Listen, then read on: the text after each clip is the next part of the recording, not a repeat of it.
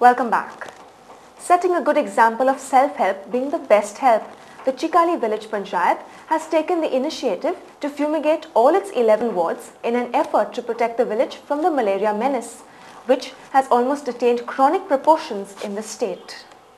Mr. Anacleto D'Souza, Sarpanch of Chikali Panchayat, and Deputy Sarpanch Maria Mascarenas were present to start off the fumigation drive.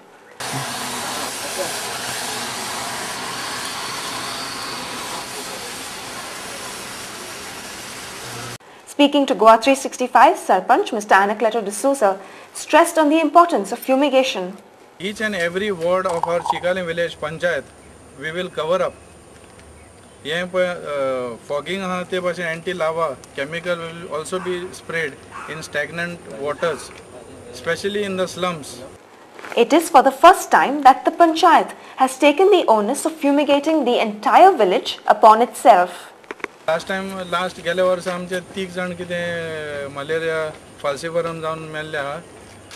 That is why in order to protect the people and to prevent malaria, dengue and all the other vector-borne diseases, I have said that I will take this initiative first time as a special case, the first time in our Panchayat, and it is the first thing in the whole over Goa that Panchayat has taken this decision.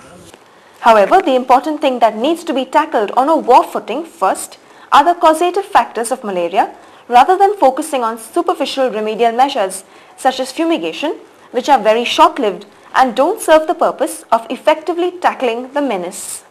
In order to increase the area under agriculture cover and keeping in mind the lack of availability of agricultural labour in the state, the Directorate of Agriculture has initiated a scheme to subsidize by 50% the purchase of agricultural implements and machinery.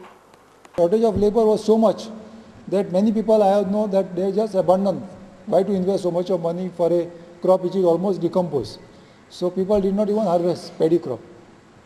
Because of that, we are trying to promote mechanization in agriculture. Anybody who goes for any machine in agriculture will be provided 50% subsidy. That is the other objective of our department. So that reduces the dependence on labor. The owner can cultivate his own field by using his own machine. At the same time, people in the village also can be provided the machinery in the village. The Director of Agriculture, S.S. Tendulkar, highlighted about the scheme after visiting different sites which have availed the benefit of this assistance in North Goa. Now Government of India gives 25% in this. 25% is provided from the state. So farmer gets 50% subsidy.